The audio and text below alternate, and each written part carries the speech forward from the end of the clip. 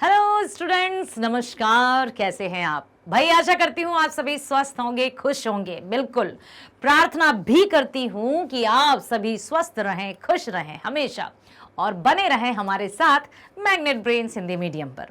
प्यारे बच्चों, magnet brains Hindi medium आपके लिए है जो कक्षा 7वीं से 12वीं तक की online school education 100% free provide करता है। इसीलिए आपको वीडियोस देखना है, लाइक करना है, सब्सक्राइब करना है और ज्यादा से ज्यादा शेयर करना है।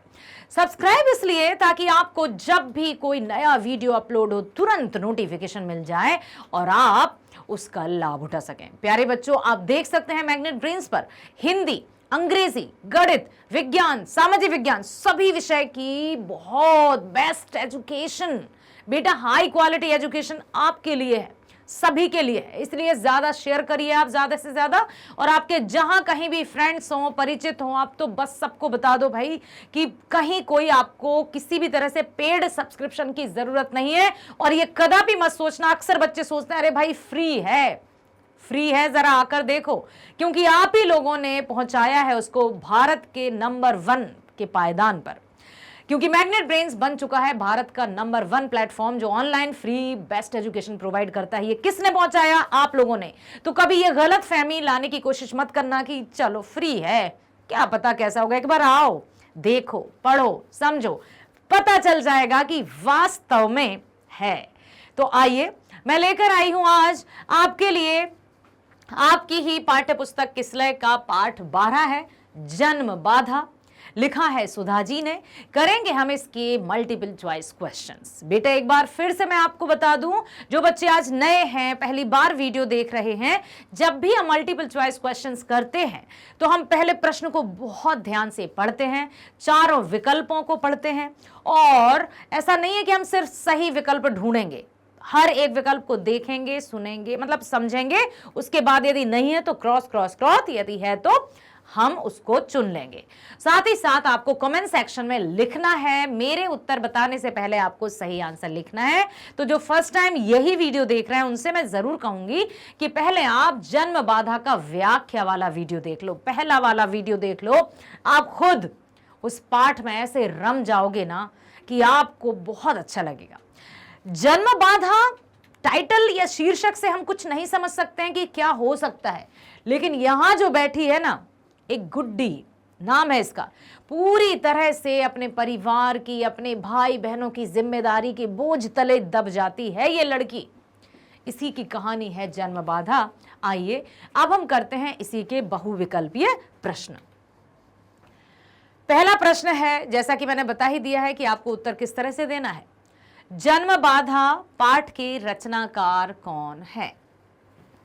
अब जन्म बाधा पाठ के रचनाकार, यदि बिल्कुल बहुत ध्यान से आपने अभी अभी देखा होगा तो आप आंसर लिख चुके होंगे।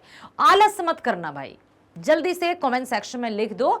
यदि आपको लग रहा है कि पहले का उत्तर है, क्या लग रहा है आपको कि यदि पहले का उत्तर होगा, मान लो पहला है सुधा, दूसरा है मीरा, तीसरा है गीता, चौथा है सीता, तो ABCD आपको लग रहा है, मान लो कि पहला जो है, पहले का उत्तर है ए। आप सिर्फ कमेंट सेक्शन में इतना लिखो, फर्स्ट ए या बी या सी या डी, जो आपको लग रहा है उसको आप लिखते जाओ। क्लियर है? चलो आप बताइए, किसको याद है, अभी अभी देखा होगा आपने, सुना होगा कि जन्म बाधा पाठ के रचनाकार लेखक या लेखिका, कवि या कवयित्री तो होंगे नहीं, क्योंकि कविताएं जो लिखते हैं उनको कवि कवयित्री कहते हैं, रचनाएं जो लिखते हैं कहानी टाइप की उनको लेखक और लेखिका कहते हैं। तो रचनाकार के अंतर्गत सब आते हैं, चाहे वो लेखक हो चाहे लेखिका हो, ठीक है, सब आते हैं। तो अब सुधा, मीरा, गीता, सीता। सुधा, वेरी गुड, बहुत बढ़िया बेटा, ठीक है। इसी तरह से आपको ध्यानपूर्वक देखना है। चलते हैं हम दूसरे प्रश्न पर। अब इस प्रश्न का उत्तर वही दे सकता है जिसने कहानी बहुत ध्यान से सुनी है और समझी है।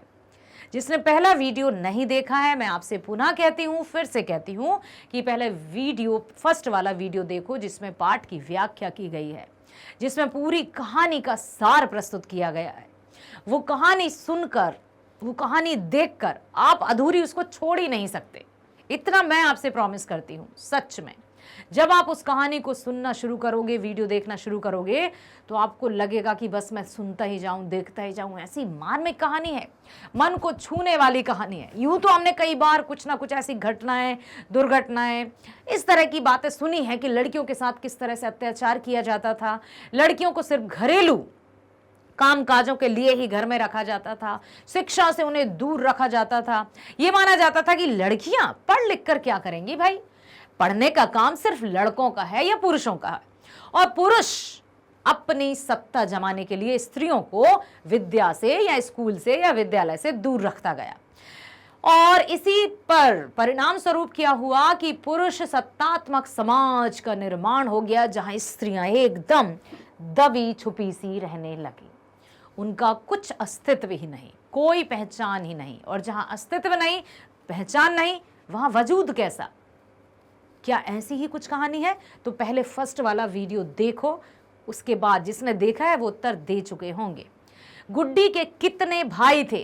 टोटल भाई बहन नहीं पूछा है, सिर्फ भाई पूछा है। तो संख्या लिखी है, पहला है 2, दूसरा है 3, तीसरा है 4, चौथा है 5। भाई कितने थे? क्योंकि बहनें भी थी। सबसे छोटी, छोट की लिखा है ना उसने कि ये छोट की जग जाएगी तो फिर उसको लादे घूमना होगा, मतलब उसको बेचारी गोद में लेकर ही घूमती रहती थी। भाई भी थे उसके छोटे। कितने भाई? 2, 3, 4 या 5? तो भाई उसके थे 3। ठीक है, याद रखना। गुड्डी जन्म बाधा पाठ की मुख्य पात्र है। ठीक है, गुड्डी पर आधारित ही ये पाठ सुधा जी ने लिखा है। और गुड्डी का वास्तविक नाम, अरे मैं अभी नहीं बताऊंगी, हो सकता है प्रश्न में ही आ जाए कि गुड्डी का वास्तविक नाम क्या था। तो गुड्डी के भाई थे 3 और बहनें भी, चलो वो भी नहीं बता रही, हो सकता है प्रश्न ही आ जाए उससे संबंधित। गुड्डी अपनी तुलना किससे करती है? अब उसकी एक मतलब सहेलियां भी रहती हैं, कुछ उसके भाई बहन भी रहते हैं, यहाँ वहाँ के लोग भी रहते हैं। तो गुड्डी अपनी तुलना किससे करती है? क्या गुड्डी अपनी तुलना बबली से करती है, या फिर मुन्नी से करती है, या बंधुआ मजदूर से करती है, या फिर मजदूर से करती है? जिसने चैप्टर नहीं, मेरा कहने का मतलब जिसने पहला वीडियो नहीं देखा है ना, वो इसका उत्तर नहीं दे सकता। इसलिए तुक्का मारने की कोशिश मत कर। नौक्कड़ बक्कड़ बम्बे बो 80 90 पूरे 100 में लगा धागा और चोर निकल के भाग गया, लगा देते हैं। नो वे, कभी ऐसा मत करना। जब तक कॉन्सेप्ट क्लियर नहीं होगा, अक्कड़ बक्कड़ बम्बे बो तुक्का मारना गलत है। और वे क्यों गलत है बेटा? क्योंकि आगे जब आप प्रतियोगी परीक्षाओं में बैठेंगे, कॉम्पिटिटिव एग्जाम्स को क्रैक करने के लिए आप एग्जाम में जाएंगे, तो यदि आपने अक्कड़ बक्कड़ तुक्का वुक्का लगा दिया और यदि प्रश्न निकला गलत, तो माइनस मार्किंग हो जाती है। जो आपने सही किया है ना, वो भी गलत ही हो जाता है। कहने का तात्पर्य, यदि आपने 5 सही कर दिए, 5 नंबर आपको मिल गए, छठा आपने गलत कर दिया, तो आपके 5 में से 4 ही नंबर बचे। इसलिए पहले हर एक, इसीलिए हम ये अभ्यास करवाते हैं आपको, हर एक पार्ट के एमसीक्यूज भी आपको करवाते हैं, ताकि बहुत अच्छे से आप आगे आने वाले कॉम्पिटिटिव एग्जाम्स के लिए भी तैयार हो सकें। तो गुड्डी अपनी तुलना बबली से करती है, मुन्नी से करती है, बंधुआ मजदूर से करती है, मजदूर से करती है। क्या लगता है आपको? जिसने पाठ पढ़ा है वो जरूर बता चुके होंगे कि गुड्डी ने अपनी तुलना बंधुआ मजदूर से की है। और बंधुआ मजदूर कौन होते हैं, कैसे होते हैं? जैसे बाप यदि मजदूर है तो बेटा को भी मजदूरी करनी होगी। पूंजीपति लोग, जमींदार, उसके हाथ में ठप्पा लगा देते थे, बंधुआ मजदूर। ऐसा ही कुछ एक सीरियल भी आता था जिसमें बंधुआ मजदूर का ठप्पा भी लग जाता था। तो ये सीरियल समाज का ही दर्पण होते हैं, समाज का ही आईना होते हैं। कोई ऐसा नहीं है कि बहुत कहीं कहीं से लेकर आते हैं। जैसा होता था भारतीय समाज में, उसी को दिखाया जाता है। तो गुड्डी भी अपने घर में बंधुआ मजदूर की तरह थी। क्यों थी भाई?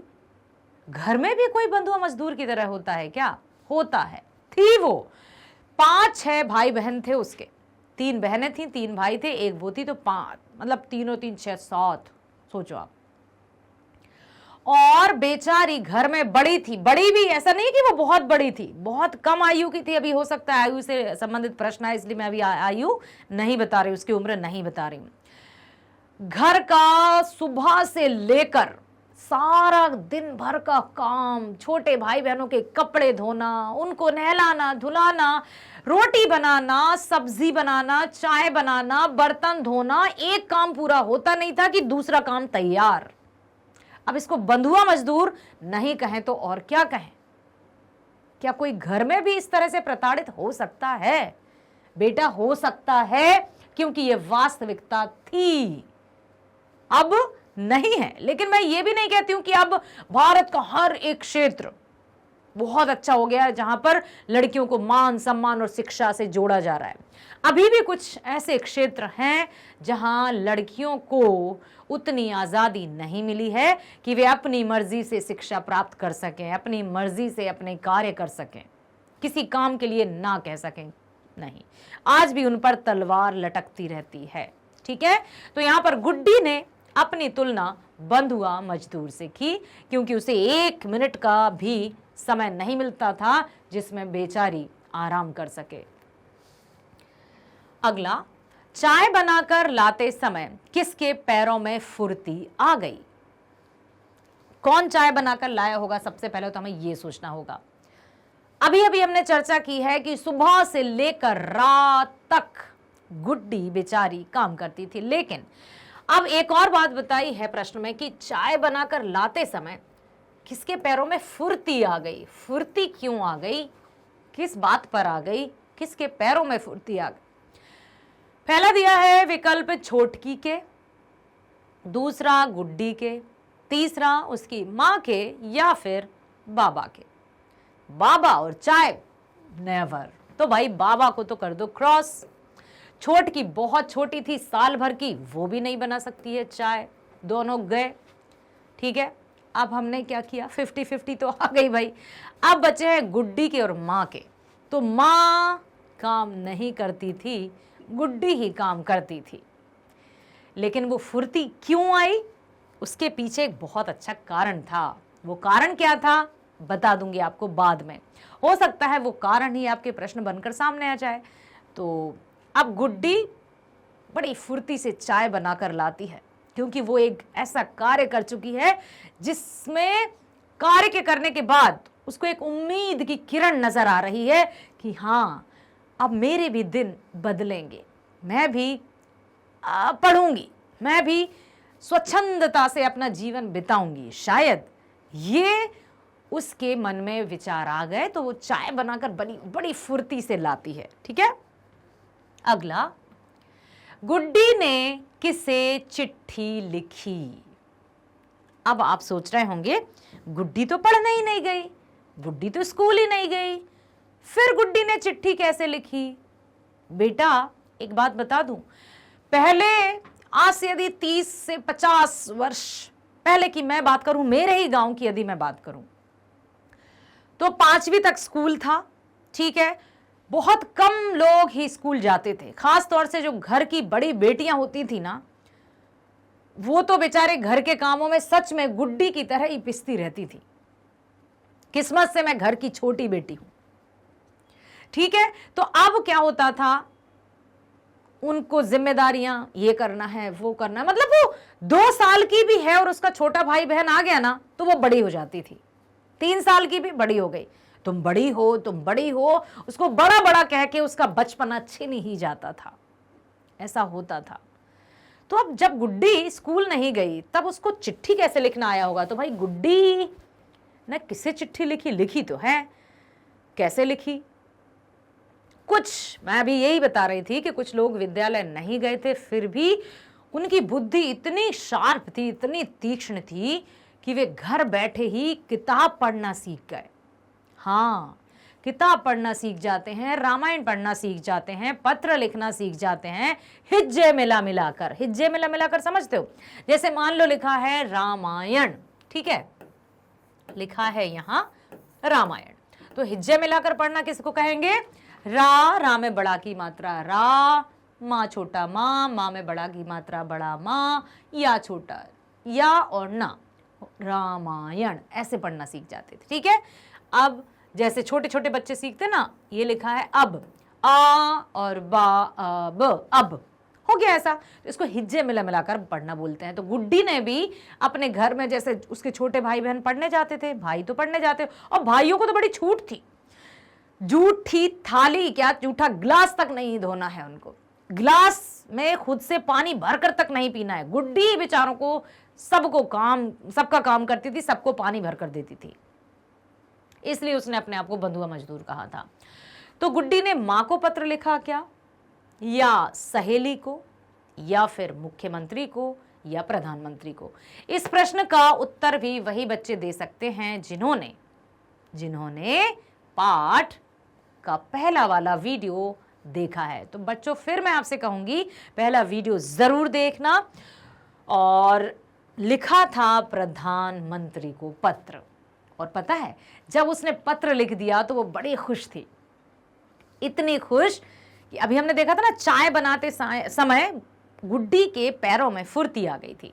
अब वो सोच रही थी, अब मैंने प्रधानमंत्री को चिट्ठी तो लिखी दी है, अब प्रधानमंत्री तक ये चिट्ठी पहुंच जाएगी और प्रधानमंत्री जल्दी से जल्दी मेरी समस्याओं का समाधान कर देंगे। इसलिए वो बड़ी मन ही मन में खुश थी।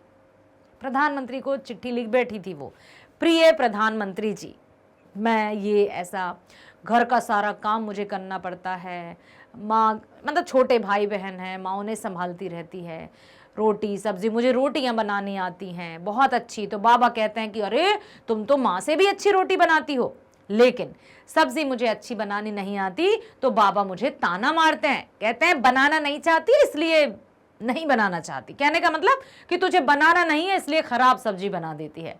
तो प्रधानमंत्री जी मेरी सहायता कीजिए, मुझे पढ़ना है, मेरी पढ़ने की इच्छा है। उसने सारी अपनी मन की बातें जो थी उस चिट्ठी में लिख दी थी। प्रधानमंत्री को गुड्डी ने चिट्ठी लिखी थी। छोटी बच्ची पर बड़ी जिम्मेदारी डालने के क्या कारण हो सकते हैं? छोटी सी बच्ची है, इतनी बड़ी जिम्मेदारी एक छोटी सी बच्ची पर डाल देना, इसके पीछे कारण क्या हो सकते हैं? क्या लगता है आपको? पहला दिया है गरीबी, दूसरा दिया है भूखमरी, तीसरा दिया है अशिक्षा, और चौथा दिया है मजबूरी। मजबूर तो हर कोई है, मजबूर तो ऐसा नहीं है कि जिसके पास धन है, रुपए पैसे है तो वो कभी मजबूर नहीं होगा। उससे भी, अरे आप क्यों नहीं आए थे, हेलो आपको आना, अरे यार सॉरी मैं मजबूर था नहीं आ पाए। मजबूर तो हर इंसान है, तो मजबूर तो इसका विकल्प सही हो ही नहीं सकता। ठीक है, सबसे पहले हम हटा देते हैं मजबूरी को, क्योंकि मजबूर ना, ऐसा नहीं है कि सिर्फ गरीब ही मजबूर हो, सिर्फ भुखमरा ही मजबूर हो, या कोई अनपढ़ व्यक्ति ही मजबूर हो। सब पढ़े लिखे भी मजबूर होते हैं, धनी संपन्न भी मजबूर होते हैं। तो पहला विकल्प गया। अब बचे हैं 3 विकल्प, गरीबी, भूखमरी और अशिक्षा। क्या अशिक्षा का यह कारण हो सकता है कि एक छोटी सी बच्ची पर बहुत बड़ी जिम्मेदारी डाल दी जाए? क्या यह कारण हो सकता है, या फिर भूखमरी या गरीबी? बेटा सबसे सही कारण लग रहा है कि भूखमरी ही होगा, बाकी ये गरीबी ही होगा, क्योंकि गरीबी होगी तो भूखमरी होगी, और गरीबी है तो अशिक्षित भी रह गए। इनके अंदर ये सब कुछ आ जाएंगे। मेरे विचार से गरीबी होना चाहिए, आपके विचार से कौन सा है जल्दी से लिख दो फटाफट, ताकि मैं आपका विचार भी जान सकूं। और चलो, सही विकल्प है गरीबी, क्योंकि जब व्यक्ति गरीब होगा तो भूखमरी भी होगी उसके घर में, और गरीबी के कारण शिक्षा भी प्राप्त नहीं कर पाते हैं बच्चे, उनको स्कूल ही नहीं भेजते हैं, कैसे उनकी किताबें आएंगी। हाँ, सरकार ने संविधान में लिखा है कि 6 वर्ष से 14 वर्ष की आयु तक के सभी बच्चों को निःशुल्क शिक्षा प्रदान की जाए, लेकिन उसके लिए कुछ ना कुछ पैसा देना होता है, और जब गरीब माँ बाप रहते हैं तो वो पढ़ाई की तरफ ध्यान ही नहीं देते हैं। ठीक है, तो यही विकल्प होगा सही। अगला, गुड्डी को कौन से टिकट की जरूरत थी? बताइए, गुड्डी को कौन से टिकट की जरूरत थी? पहला दिया है रेल के, दूसरा दिया है बस के, तीसरा दिया है हवाई जहाज के, या चौथा पत्र के। अब गुड्डी को कौन से टिकट की जरूरत थी? कौन से टिकट की जरूरत? रेल के, अब हमने जाना ना कि गुड्डी एक गरीब परिवार की थी। सारे ही कहेंगे क्योंकि 5-6 छोटे भाई बहन थे। उनकी जिम्मेदारी उनको नहलाना, धुलाना, घर का खाना बनाना, बर्तन साफ करना, झाड़ू लगाना, कपड़े धोना। उस छोटी सी बच्ची के सिर पर इतनी सारी जिम्मेदारियां थोप दी गई, तभी तो बंधुआ मजदूर कहा। तो क्या वो कहीं रेल में घूमने जाएगी? नहीं। तो रेल का तो हटा दो, क्या उसको बस के टिकट की जरूरत थी? बेचारी बस में कहां जाएगी? हवाई जहाज में तो कभी उसने सपने में ही नहीं सोचा होगा। तो गुड्डी को जरूरत थी पत्र के टिकट की। कैसे? जब उसने चिट्ठी लिख दी, प्रिय प्रधानमंत्री जी, और अपना वास्तविक नाम भी लिखा था उसने, अभी मैं नहीं बता रही हूँ, हो सकता है उत्तर पूछ लिया जाए आपसे। उसने लिख दिया था। अब पत्र लिखकर, चिट्ठी लिखकर अब वो सोच रही कि अरे अब इसको पोस्ट कैसे करूंगी, क्योंकि मेरे पास टिकट तो है ही नहीं। टिकट की जरूरत होती है, जब टिकट लगा होता है तब जाती है पोस्ट ऑफिस से, और टिकट नहीं होता है तो चार्ज लगता है कुछ। अब बेचारी इस बात से परेशान कि पत्र का टिकट तो है ही नहीं उसके पास। अगला, जन्म बाधा पाठ में गीता कौन है? गीता कौन है? पहला दिया है मां, दूसरा दिया है छोटकी, तीसरा दिया है गुड्डी, चौथा दिया है सहेली। तो जन्म बाधा पाठ में गीता कौन हो सकती है? मां, छोटकी, गुड्डी या सहेली? क्या लग रहा है आपको? गुड्डी? अच्छा देखो, इसमें आप बड़े अच्छे से अपनी तार्किक बुद्धि का इस्तेमाल कर सकते हो कि जन्म बाधा पाठ की मुख्य पात्र जो थी वो गुड्डी थी। जन्म बाधा पाठ में गीता कौन है? तो किसकी चर्चा की गई है? गुड्डी की। तो जन्म बाधा पाठ में गीता ही गुड्डी है, गुड्डी ही गीता है। ठीक है, तो यही होगी गुड्डी। तो हम कह सकते हैं कि गुड्डी का नाम ही गीता है, वास्तविक नाम उसका गीता है और सब उसको गुड्डी कहते हैं। और घर में बेचारी काम कर करके बड़ी परेशान हो गई है। ठीक है, बहुत सही। अब देखते हैं गीता है। Yes, very nice, very well done. Guddi ही गीता है, गीता ही गुड्डी है। अगला प्रश्न, गुड्डी लगभग कितने वर्ष की थी? कितने वर्ष की थी? अनुमान लगाओ। इतनी जिम्मेदारी उसके कंधों पर थी, इतना उसके भाई बहन भी थे। अब इसमें आप अनुमान थोड़ा अच्छे से लगाना। जिसने पाठ पढ़ा है वो तो तुरंत बता देंगे, जिसने वीडियो देखा है पहला वो भी तुरंत बता देंगे। गुड्डी लगभग कितने वर्ष की थी? 10 वर्ष की थी क्या? 12 वर्ष की थी? 14 वर्ष की थी या 16 वर्ष की थी? 4, 10, 12, 14, 16। तो गुड्डी थी सिर्फ, पता है, सिर्फ 12 वर्ष की। यार पता है बेटा, सिर्फ 12 वर्ष की बच्ची, घर की जिम्मेदारी, रोटी बनाना, झाड़ू लगाना, बर्तन धोना, उसके छोटे भाई बहनों को नहलाना, उनके कपड़े साफ करना, जूठे बर्तन धोना, महज 12 वर्ष की बच्ची को यह सब करना पड़ता था। तो वो बंधुआ मजदूर नहीं हुई तो और क्या हुई? यही थी उसकी स्थिति। झाड़ू लगाते समय गुड्डी को क्या मिला? झाड़ू लगाते समय गुड्डी को क्या मिला था? पहला दिया है पेन, दूसरा दिया है लीड, तीसरा दिया है पैसे, चौथा दिया है बिस्किट। मैं पुनः यही कहूंगी, फिर से यही कहूंगी कि जिसने पहला वीडियो देखा है वो तुरंत इसका उत्तर दे चुके होंगे। उम्मीद करती हूं कि बहुत सारे बच्चों ने कमेंट सेक्शन में आंसर दे दिया होगा। पेन, लीड, पैसे या बिस्किट? तो गुड्डी को मिला था झाड़ू लगाते समय मिली थी एक लीड। लीड मतलब पेन ही होता है, लेकिन वो लीड ही कहते थे गांव में। लीड उठाना, लीड उठाना, पेन कभी नहीं कहा है, लीड।